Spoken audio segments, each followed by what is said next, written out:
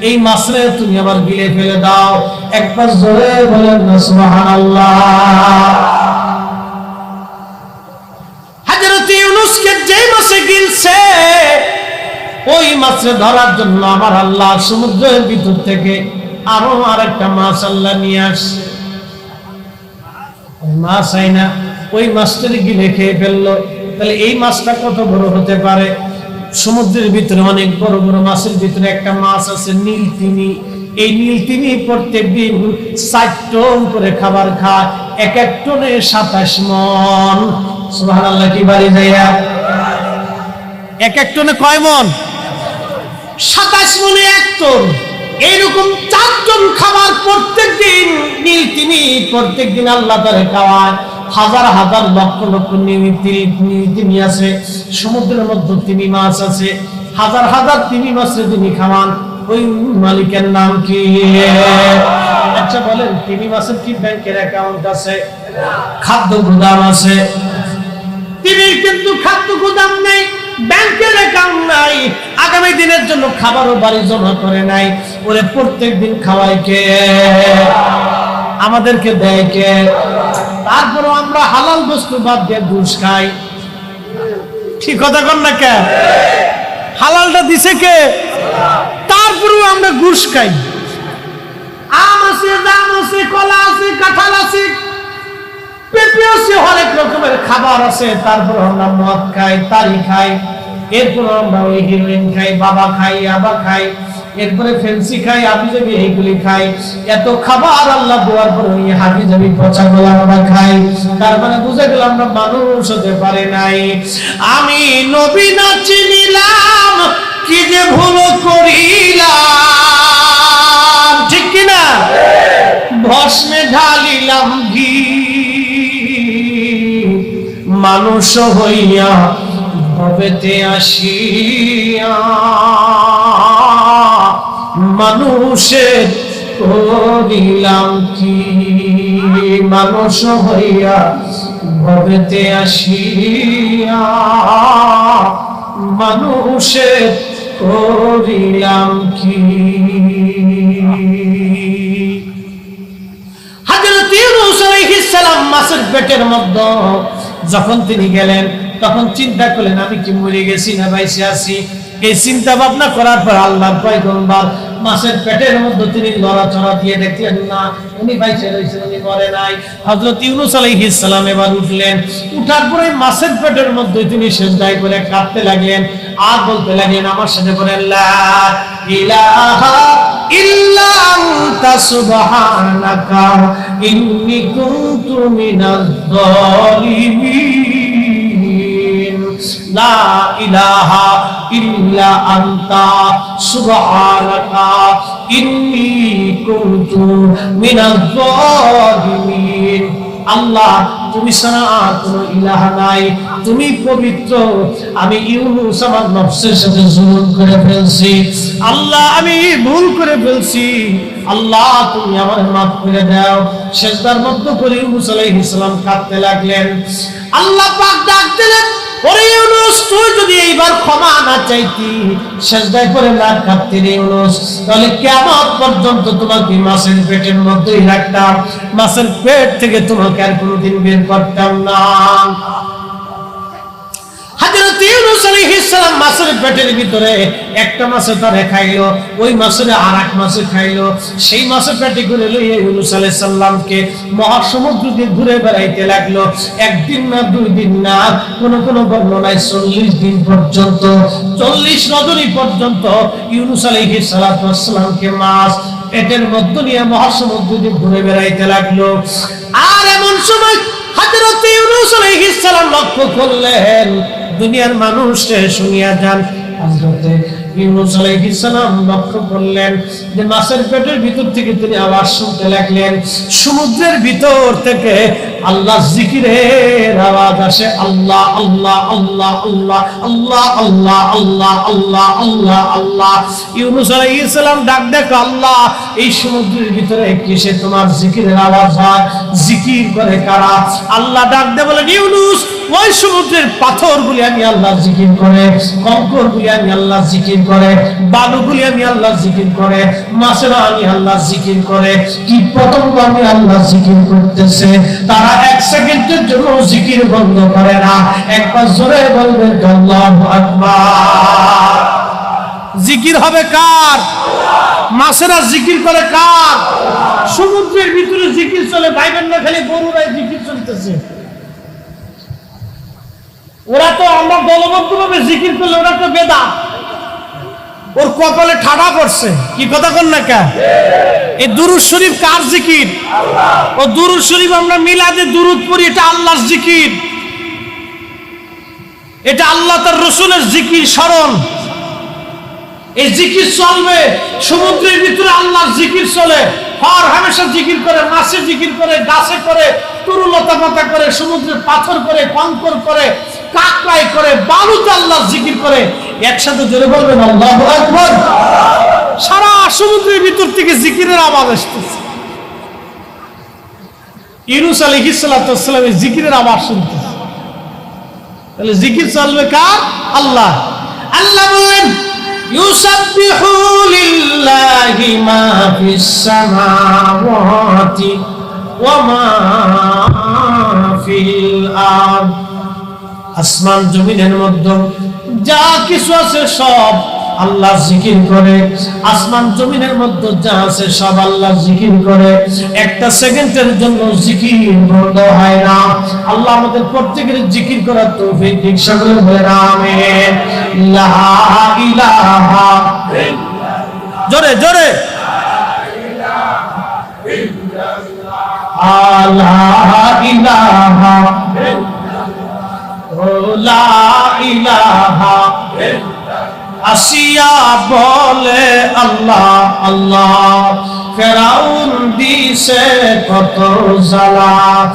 আল্লাহ বলে ও জিবরাইল, আল্লাহ বলে ও জিবরাইল, খুলো হে জান্নাতের তালা। লা ইলাহা জোরে লা ইলাহা ও লা ইলাহা লা ইলাহা ইল্লাল্লাহ মুহাম্মাদুর রাসূলুল্লাহ সাল্লাল্লাহু আলাইহি ওয়াসাল্লাম। আরশে সে জিয়াদা মর্তবা আলা রওজে রাসূলুল্লাহ কা অনুসি রওজে আনোয়ার पर गुनहगार की लाखों सलाम या